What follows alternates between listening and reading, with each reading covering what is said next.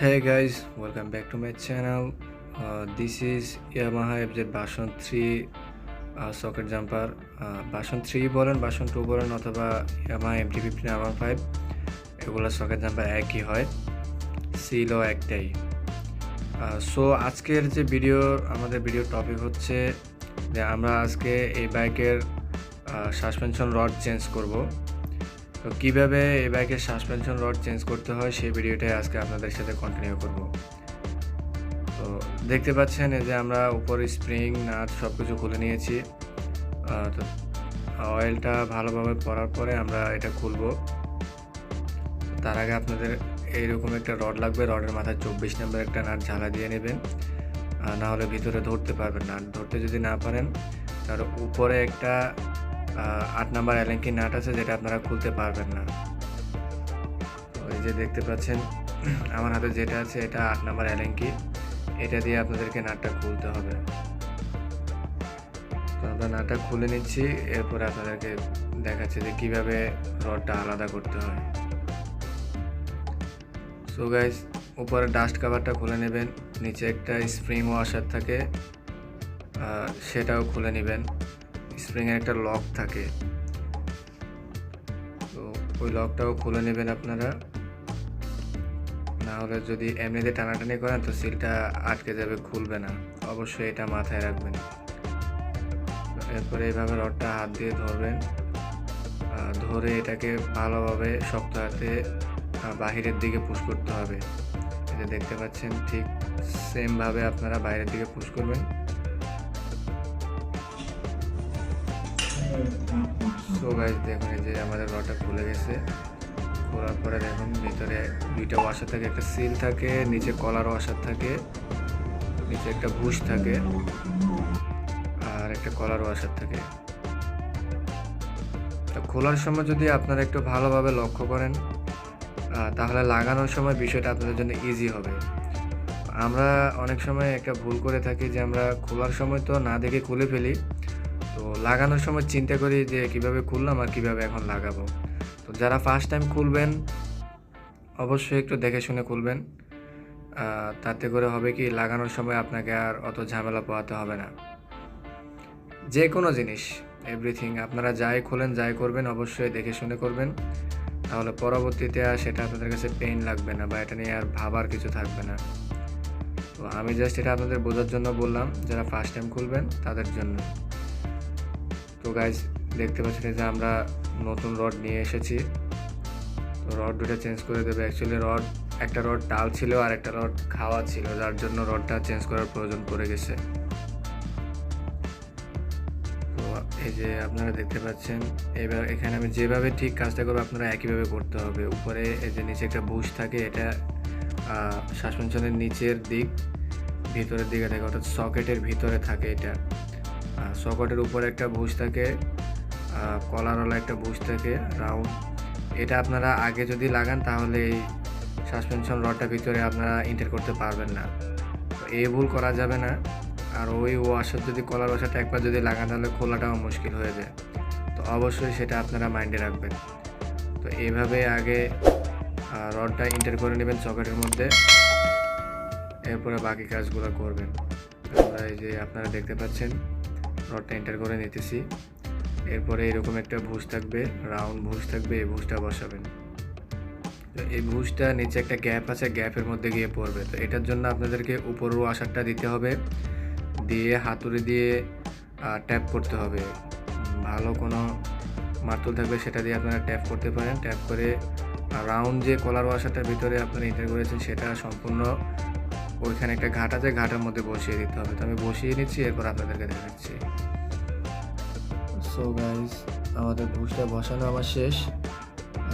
একটু ভালোভাবে লক্ষ্য করলে দেখতে পাবেন যে ভুজটা উপরে ছিল, যেটা আমি ট্যাপ করে ভিতরের দিকে এন্টার করে দিয়েছি। এটা নিচে অ্যাকচুয়ালি একটা ঘাট আছে, ঘাটে বসে গেলেই হয়।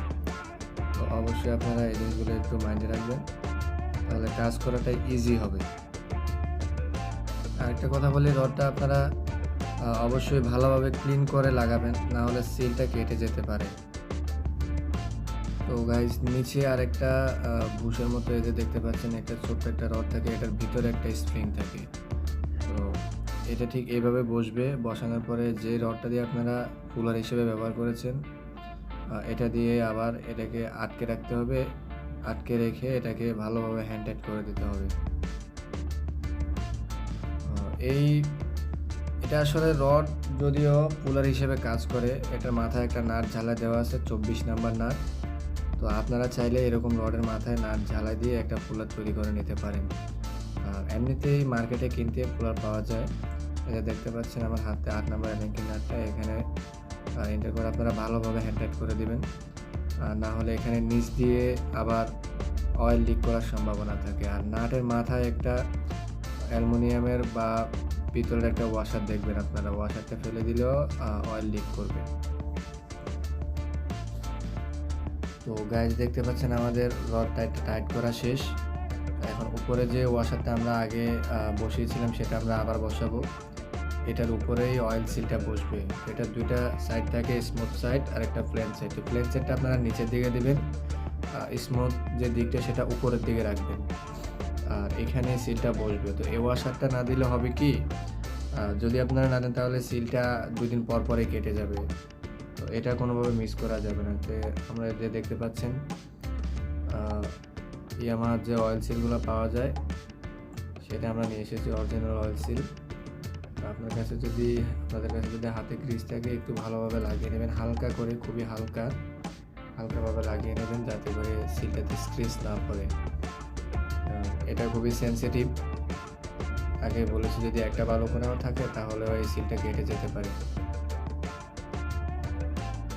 এরপরে ঠিক এইভাবে আপনারা সিলটাও এন্টার করে নেবেন, বসিয়ে নেবেন, ধীরে সুস্থে বসাবেন। এখানে ঝাঁটাঝাঁটি করলে বা বেশি চোখ করলে সিলটা কাটবে, তো এটা করা যাবে না। তো এইভাবে আপনারা বসিয়ে নেবেন। এর উপরে আপনারা পুরাতন যে সিলটা খুলেছেন সেখান থেকে একটা সিল ক্লিন করে এটার উপর দিয়ে তারপরে ট্যাপ করতে হবে।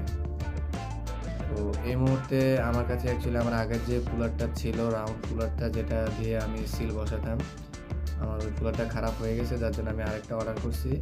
তো সেটা এখনও আমার হাতে এসে পৌঁছায়নি, যার জন্য আমাকে এখন অন্যভাবে সিলটা এন্টার করতে হবে।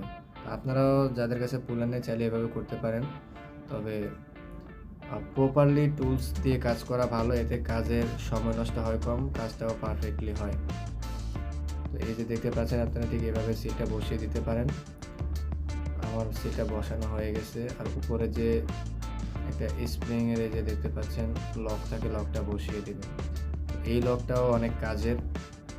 লকটা যদি না থাকে তাহলে হবে কি, আমরা যখন ব্রেক করি সাসপেনশন যখন নিচের দিকে ডাউন হয়, উপরের দিকে যখন আবার আপ হয় তখন দেখা গেছে সিলটা উঠে চলে আসতে পারে।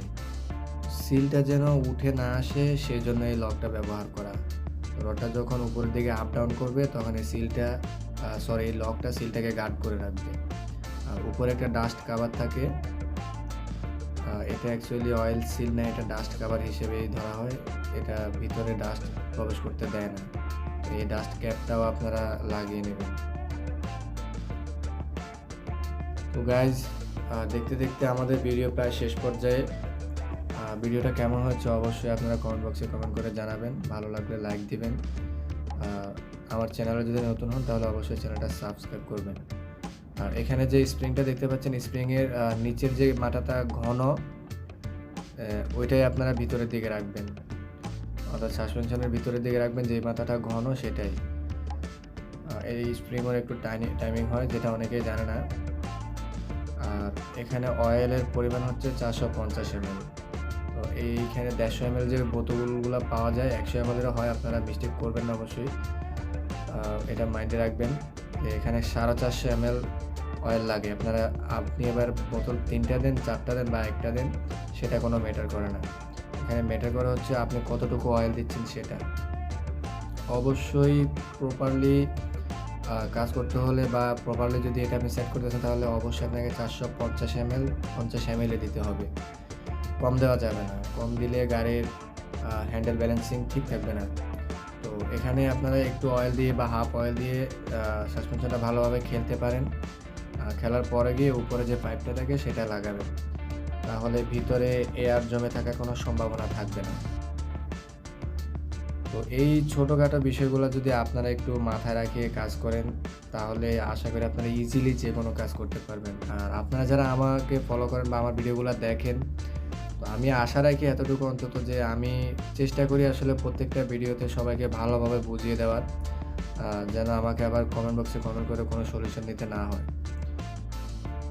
তো উপরে পাইপটা বসানোর আগে অবশ্যই ওয়াশারটা দিয়ে নেবেন। এরপরে পাইপটা বসাবেন। পাইপ বসানোর পরে আরও একটা ওয়াশার থাকে, এটা ফ্ল্যাট ওয়াশার। তো এটা দিলে হয় কি তেলটা লিক করার সম্ভাবনা কম থাকে। আবার উপরে নাটের মধ্যে একটা সিল থাকে, সেটাও আপনারা লক্ষ্য করবেন। সো গাইজ, আমাদের ভিডিও শেষ পর্যায়ে। আজকের ভিডিওটা এই পর্যন্তই। বাকিটাও আপনারা একইভাবে সেটিং করে নেবেন। আমি একটাই দেখালাম, দুইটার কাজ সেমই। তো আজকে এ পর্যন্তই। দেখা হবে পরবর্তী ভিডিওতে। আল্লাহ হাফেজ।